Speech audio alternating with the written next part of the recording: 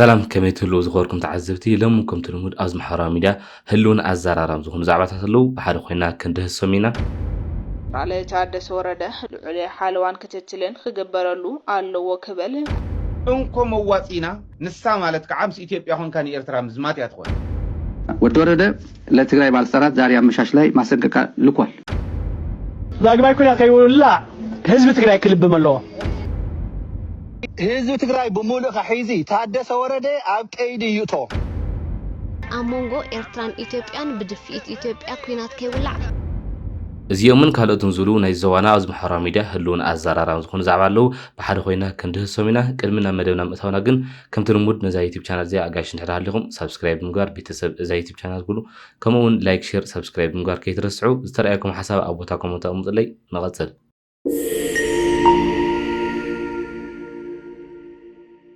شمار زهوركم تعذبتي كم اتوقع خلنا نأوارح بيت مأثرت زنورة برهانة ويد ما دفعت التسفا كيف التحيز بالحدش حبرتاني اسكي بحد نكاهات الله برهانة قبر قرقس ويكعال فعاتي تسفا كيف التحيو تبهلو برهانة مخنياتو بديت فلت اخنتات تأثير وكوان تسأنحي دحري 4 معالتي مياد يحموشتا كم دفتاح ذرخبكو وحابريتا يقلت أبزغ قصل زخوركم تعذبت جنرال تادسن حدا عمت تግራይ ንኽመርሕ ግዜ ከም ዝተሃው ዝፍለጥ ኮይኑ ነዚ ሲዒቡ ሕወሓት ከም ዘይተቐበሎ ይሕበር ኣሎ እስኪ በሓል ንካሃት ኣሎ ኣብ ሰዓት እዚ ኣብ ሞጻ ልግነይሉ ሓበሬታታት ፈጻሚ ስራሕ ሕወሓት ማሊ ኣማሲኡ ኣብ ልገብሮ ህጹጽ ኣኼባ ናይ ጀነራል ታደሰ ወረደ ናይ ሓደ ዓመት ለተናሕ ስልጣን ኣይቀበሉ ይሃም ልበሊ ኣብቲ ኣኼባ ከም ደብረጽዮን ገብረሚካኤል ኣማኑኤል ኣሰፋ ፍስሓ ጽዮንን ካልኦት ላዕሎት ኣመራርሓ ምስታፎምን ብተወሳኺ ውሳነታት ቤት ምኽሪ ወረዳታት እውን ብሰፊሑ ተላዒሉ ከምዚ ዓይነት ውሳነ ክፍጸም من ممرحي هو لبري خالد حسابات هم تلعلوي لتوسان بيت مخري أب أخيوا في الصوم سحدة هم لخنا هم لحبروا زينات موسى يجني شمبار زخوركم تعذبتي بتمسسالي كاري حابريت هالوسكي حد نكاهت الله زي أبيات مخري وسانة نبريزيدنت هادسة أين قبل كم مواليو زغوت صار كنرأي كلنا تقدمهم نتي أبزي كابت مال جميرو نتنا كل تشن عصرت خلتن ورحب أقومين استمرت من قستين أب سلطان إملس قبلو تنوردات تاريخيا أب مجلس تاتن تماري كوميتي فتصام سرح حوحات أماسيو أبز جبرو أخي باقنا نوسانة أبيات مخري زك أو موسانة يو أكم زحلفة نحوحات كربة زلوا مجتهاتنا جليس أو منازلوا زوسانة من يوسينو جيجا حسابيو خون زينا برو كبليا أبلاتي كوميتي فتصام سرح العلم توسانة أبيات مخري ورداتي فتصام أزلا وسانة نتي خلتنا بشوعات مليون زمرت منجستي استمرت منجستين أبسلطاني ملس إلو دما وعلى بريتوريا تحيس يوم مولب منجسي إثيوبيا تحيس يزمن بأبيات مخري ورداتي فتام زلو وسانتات نوعيو زي مني ممرحيبو جيجا حسابي زبل أولاتي كوميتي فتام سرح زل علوم من بارو متجلسو أب زوبا ما أخل استجمر وسانة أبيات مخري ورداتات كتماتات أو كبل دما ممرحي ورد زبل وسانة يو تواهيبو أولاتي بيت مخري ورداتات مولب بأولات حوحات استعبلوا المخانة مفلتي أولات حوحات يوم نتيناي بيت مخري أب ناي ورداتات يكون كتماتات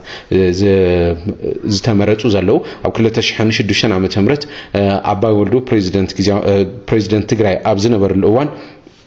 زتمرت يوم تام أبياتهم قريبا من أشمبار زخوركم تعذبتي كم تهلكاتاتلو تصالحنا حوحات نزتي ناي جنرال تادسة ناي سلطان جزي ومنوح سلازي تقبلته نابتي قدم حزي هزو زمراص أو منقسنا يملس زبل قوام كم زلوم إيو زحبر زلو نزي سعيو خان حوحاتون تقاومو قد إموالسكي بحد نكاهتلو سلامات لما عنتي أو أوازا قاب زينا حينا لخمت يعني ناي تادسة ورد سلطان دمو ساحماتي سلطان توسي خنو لشن شورحك يا ونسي لعامة توسي خنو زي أو فوتيخا تاليخا بفيدرال سلطوده عامت كمرحت فقيد نوانيو نا حوحات دقفتنا حوحات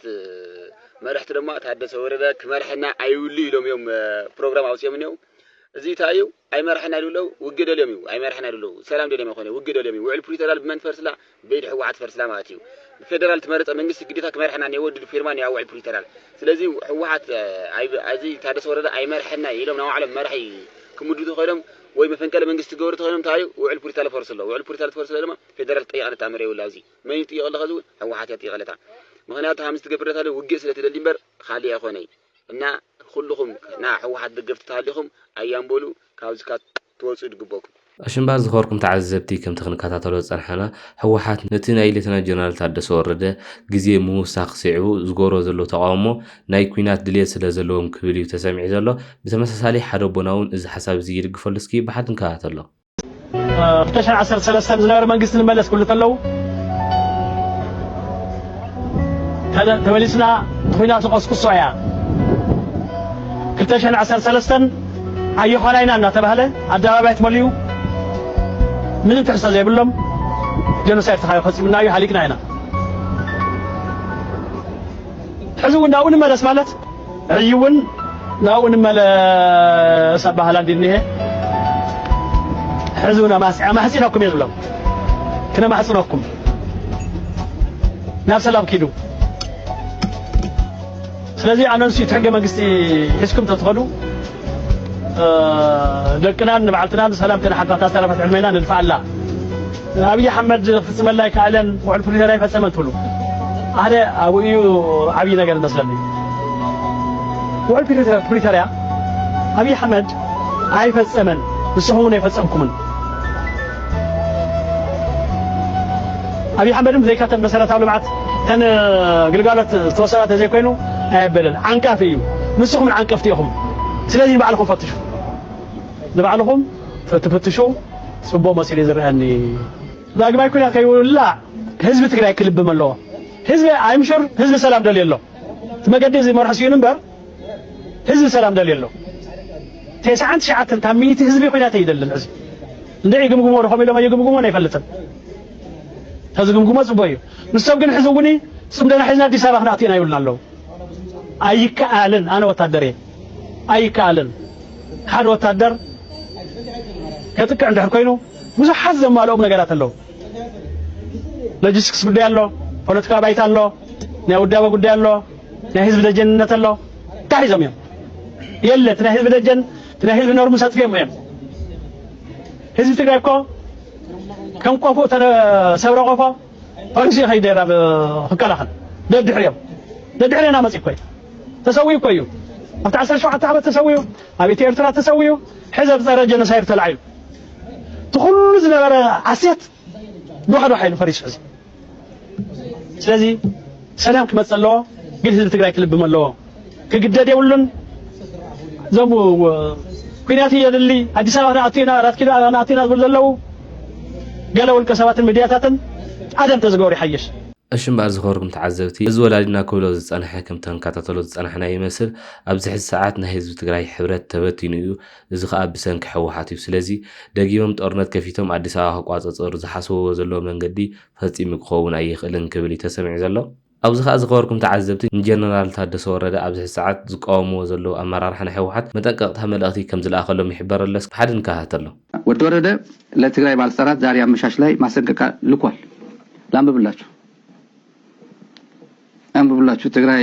ጥሩ ነው ጥሩ ደረጃ ላይ እንኳን እኛም ብዙ ሰው አልገመተውም ግን እንደዚህ ሆነ እንደዚህ አይነት ባህሪ ያሳያል የሚል ግምት አልነበረውም ግን ሌሎች እንደገመቱት ሆነ ትራጀዲ ይፈጠራል እንደዚህ ይፈጠራል እንዳለው ገና አዲስ አበባ ዘይጸመደውን ወደ የሚባል በታለ ገና አዲስ አበባ ሳይረግጥ እንደዚህ ያለ ለማንኛውም ለዞን ባለስልጣናት ይላከው ነው ለዞን እሱ የሾማቸው ማለት የዞን ባለስልጣናት የዞን ማለት የጊዜያዊ አስተዳደሩ ሰዎች ህወሓት ናቸው ሁሉም ግን እንትናቸው ለጊዜያዊ አስተዳደሩ መንግስት የመንግስት መዋቅር ስለሆነ ማለት ነው ሰላም ማለት ነው እንደምታውቁት አሁን ዛሬ ብዙ የትግራይ ወረዳ ምክር ቤቶች ውሳኔ እየወሰኑ ነው ፕሪቶሪያ ሰላም ስምምነት ፈርሷል ከዚህ በኋላ የነበረው መንግስት ሪኢንስቴት ይደረግ ፕሪቶሪያ ሄደው ነፃ ቀና ያፈረሱ መንግስት ወደ ቦታው ይመለስ የሚል የወረዳ ምክር ቤቶች በሙሉ ውሳኔ ወስኗል አሁን በተለይ በጣም ብዙ ሁሉም ጋር ነገርና ይቀጥ ይችላል ግን በተለይ በጣም ብዙ ወደ ማዕከላዊ ዞን አካባቢ ብዙ ወረዳዎች ያድናች ያለው ራማናች ያለው ወደ እንቲጮ አድዋ ብዙ 20 ምናምን ወረዳ ማህበራዊ ሚዲያዎቻቸው ላይ አይቻሉ ልጥፏል እና ይቀጥላሉ እንግዲህ ወደ ብዙ ወረዳዎች ስለሆኑ ማለት ነው ይሄን አዲስ አበባ ሆኖ ተከታትሎታልና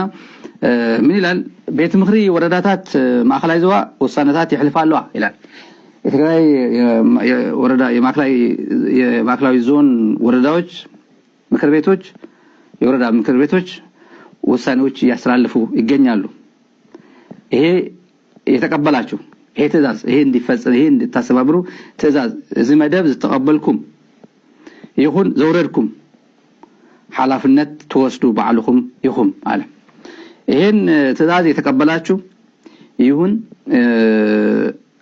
ትእዛዙን ወደ ወረዳ ከዞን ወደ ወረዳ ትእዛዝ ያስተላልፋችሁ ሐላፍነት የምትወስዱት እናንተ ራሳችሁ ናችሁ። ሌሎቻችሁም ጥንቃቄ አድርጉ። ሌሎቻችሁ ገና ስብሰባ ያላካሄዱ ዞኖች ወረዳዎችም ጥንቃቄ አድርጉ። ሁለተኛ ይሄ አንደኛ ማስጠንቀቂያ ነው። ሁለተኛ ቀደም ፈጸምት ዞባ መሪዝኩም ከዚህ በፊት የዞን ፈጻሚ አካላት መርጣችሁ ራሳችሁ ስትሾሙ ለመሾም ውክልና ሰጥቻችሁ ነበር። የወረዳ ሹመት ዞን ራሱ ዞን እንዲሾም ከንቲባ ጽፈት ቤት አካባቢ ይሄ ከንቲባ ምናምን እኔ ከዞን በታች ያለው መዋቅር ራሳችሁ ተከር እንድታረጉት ውክልና ሰጥቻችሁ ነበር ይላል። ቀደም ፈጸምት ዞባ መሪዝኩም ባዕልኩም ክትሾሙ ውክልና ሂበኩም ዝነበሩ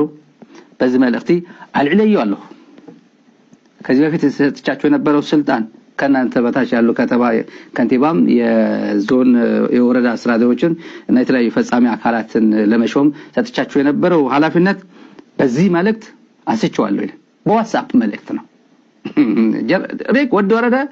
መንግስትነትን ራሱ ጀነራልነት ወታደርነቱን ታየው። ተራቀ ወደ ወረዳ እኮ መውቀሻ ቦታ በንወቅሰው እኮ እሾ እኮ ነው ሰውነት እኮ እሾ ነው። ምንም የለውም እኮ ሁሉ በዚህ በኩል ተንኮል ነው። በዚህ በኩል ክፋት ነው። በዚህ በኩል ለብዙ አይናገር ይያለና ክፍተት እንዳይፈጠር ከፈለጋት የአንድ ሰዓት መልእክት በ10 ደቂቃ ይጨርሳል። ካልፈለገ በአንድ ደቂቃ የምትተላለፍ መልእክት አንድ ሰዓት ሊፈጅ ይችላል። ለአንድ ደቂቃ መልእክት በፍጹም የታካቢ ነች መልእክት የተናገረው ቁም ነገሯ የታካቢ አንድ ሰዓት ብትፈልጓት አትገኝ። አሁን እቺ ግን እቺ ጽሁፍ የላት ምን የላት ቅልብጭ ያለች ማስጠንቀቂያ ነታቸውና አንስቼዋለሁ። በቃ በዋትስአፕ አንስቼዋለሁ። የሰጣችሁ እሱ በወረቀት አላቅም። በዋትስአፕ መቼም ስልጣን አይሰጥም አይደል? በዋትስአፕ አሁን ግን በዋትስአፕ አንስቼዋለሁ ይላችኋል። ገና ቸኩሏል። ገና አዲስ አበባ ሆኖ ነው በዋትስአፕ የሚያስነቅቃቸው። አቀረባ ዝገበርኩም ጎ መጠራራይ እንተልዩን አነ ክፈርሞሉ አለኒ ይላልና በቅርብ ጊዜ ያደረጋችሁት የሆነ የስልጣን መጠራራይ ማለት የማስተጋ ወይ ሽግሽግ ይወድ ምናምን ካለም በወክልና በተሰጣችሁ ውክልና መሰረት ከሰጣችሁ ካለም እኔ መፈረም አለብኝ ይላል። አዲስ አበባ ነው ያለው ሰውየው እንዳለቀ ስልጣኑም አለቀ እና እቺ ቅልብጭ ያለች ሁለት ማስጠንቀቂያ በውስጡ ብዙ ነገር አለው። ይሄ ምን ያሳያል? አንደኛ ፕሬዝዳንትነቱ ረስቶ ጀነራልነቱን ታየ።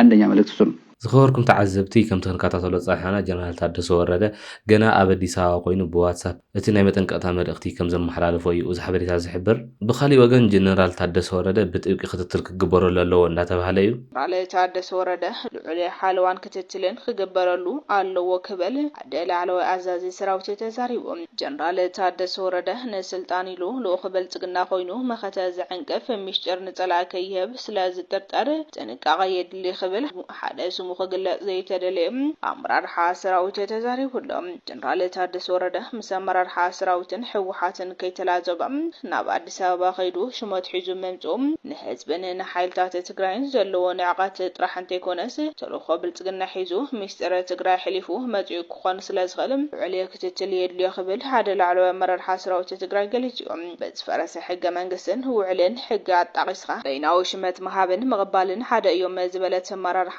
ነቲ ኣብ ትግራይን መጻምቱን ዘሎ ናይ ምክልኻልን ምጥቃዕን ምድላው ሪፖርት ኣቕሪቡ ክኾን ስለ ዝኽእል ትልሚ ምቕያስን ነቲ ብብልጽግና ትግራይ ንምድኻም ዝተሾመ ሹመት ብእትነጽሎ ምሕያር ዝኣመሰሉ ጽጉምትታት ከም ዘድሊ ሓቢሩ እዮም። 60 መሬት ትግራይ ብወረርቲ ተታሒዙ እንዳሃለዎም ተመዛበልቲ ልዕሊ 5 ዓመት ኣብ ኬንዳ በጥሜትን ሕማም እንዳሞቱ በጀት መድሓኒትን ካልኦት ግልጋሎትን ዕፅዋን ኣብ ልዕሊ ህዝቢ ትግራይ እንዳተኻየደ ብዘይ ዝኾነ ቅድመ ኩነት ስልጣን ተሰኪምካ ምምጻእ ኣንጻር ረብሓ ትግራይ መኸቱን ይኽብል እቲ ሓላፊ ገሊጹ እዮም። ኣብዚ ካብ ዝቕፅል ዝኸበርኩም ተዓዘብቲ ስታሊን ገብረስላሴ ናይ ትግራይ ሚስጥር ሸይጢ እዩ መፅኡ ይብለና ኣሎ። እስኪ ብሓድን ከሃተሎ የትግራይ ሰነድ ሚስጥር ሸጦ የመጣ ነው ይመስለኝ። እኔ ፊል አደርጋለሁ ያሉትን መረጃዎች የሚያሳየው እሱ ነው።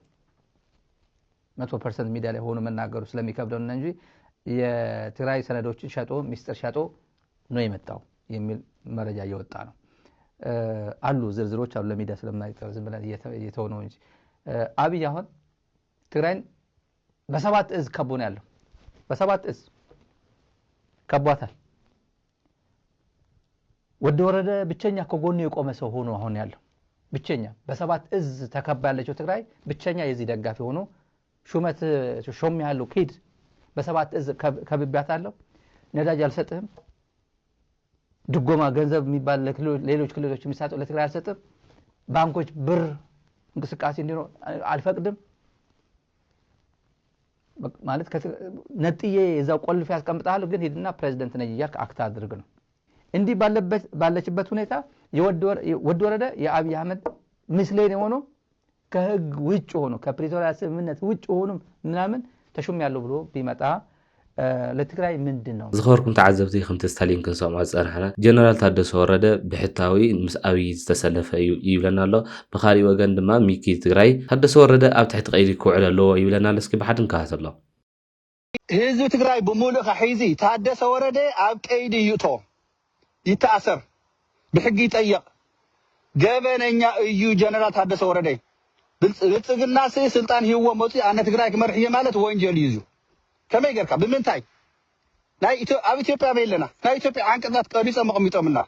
ናይ እንታይ አንቀጽ እዩ ኣበይ ዝነበረ ካብ ኢትዮጵያ ወጪና ውዕል ፕሪቶሪያ ኣብ ኩናት ስለዝነበርና ካብቲ ኩናት ጠጠው ንኽብል ኢልና ናፍቲ ናይቲ ሃገር እቲ ቪድዮ ዝለቀዎ ሪኢኹም መቸም ፕሮፓጋንዳ ሰርሕዎ ዘለው ኣሽምባር ዝኸበርኩም ተዓዘብቲ ኣብዚ ከዓ ብዝቕፅል ብዛዕባ ኣብዚ ሕዚ ሰዓት ኢትዮጵያን ኤርትራን ኩናት ክህሉ ይኽእል ዶ ኣይህሉን ዝብል ዝወፀ ዜና እኒአ። እስኪ ብሓድን ከሃተሎ ውግእ ኢራን ኣብ ቀርኒ ኣፍሪቃ ኩናት ንከይህሉ ይሕግዝ።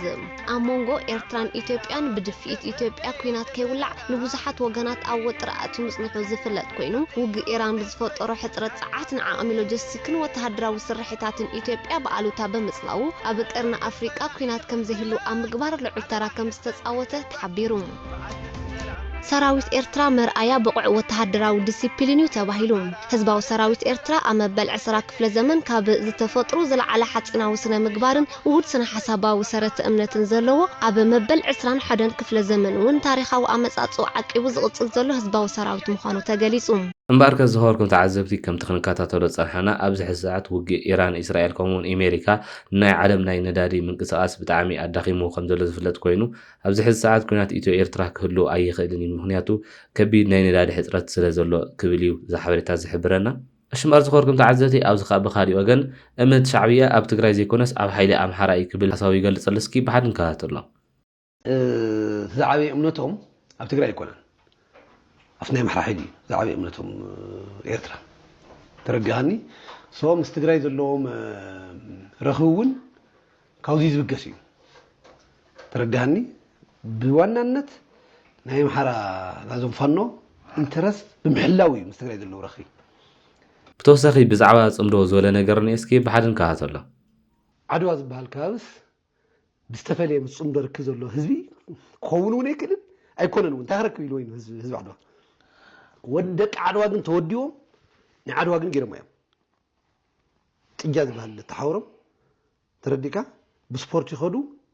سبب تماليهم تفوزهم سيلون قلت تماليهم إسرائيل ساسش مالت بتكبر زقات مني نقرأ كذا الله بتكبر أوزون بتماساسالي هاي لدرجة بزعواز أمرو زولا نقرني بحدن كهاتلا سلازي تصمدو دلنايو طلعنايو انكو مواتينا حدا شحن حدا 100 كيلومتر سلام نغبرلو تصمدو اندي حق كابزي اوصاي كمي مغبرنا يزبل زلو خان حسين مومس اني ارتر امين كادو يخاد غلخبلن اندي مومس علي እንደመማረጽ خالي እዚ አያ ተመማረጽ ዘምጽዎ ምስ ኢትዮጵያ ፕሪቶሪያ ዶ خالي ዶ ፕሪቶሪያ ፍሪስዎ ይግደፍዎ ምስ ኢትዮጵያ ትውል ዘለኹም ንኢትዮጵያ እግራ አብይ አህመድ እንደሐጸብካ ጎይታይም ቤቴልካ ምንባር ያትኸው ንሳ ማለት ከዓምስ ኢትዮጵያ ኾንካ ንኤርትራ ምዝማት ያትኾን ምስ ኢትዮጵያ ኾንና ንኤርትራ ምዝማት እያ ትኾን ጥራሕተ ይኮነ እያ ኢሎም አቅሪቦም እዮም ኣብነት ጌታቸው ጽሑፍ አቅሪቡ እዩ ጻድቃን ጽሑፍ አቅሪቡ እዩ ማእከላይ ኮሚቴ ህወሓትን ኣዘዝ ሰራዊት ትግራይን ተማኮ ተሰናበቲ ማእከላይ ኮሚቴ ዝበሃሉ ዞም ዓበይትን ዘለውዎ